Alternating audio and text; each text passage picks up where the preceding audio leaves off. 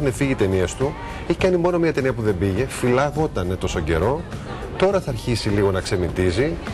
Τελείωσε με το Harry Potter, δηλαδή αυτό είναι το τελευταίο έργο. Τελείωσαν τα γυρίσματα του Harry Potter, γιατί ο επόμενος έχει ήδη γυριστεί και είναι το δεύτερο μέρος του φινάλε. Το βιβλίο το τελευταίο το κόψανε σε 2 μέρη και θα παιχτεί γύρω στον Ιούνιο-Ιούλιο. Δηλαδή με συγχωρείς, αυτό το μέρος τώρα, δηλαδή αυτό το Harry Potter που βγαίνει αυτή την εβδομάδα, όταν τελειώσει το έργο, λες, μάλιστα.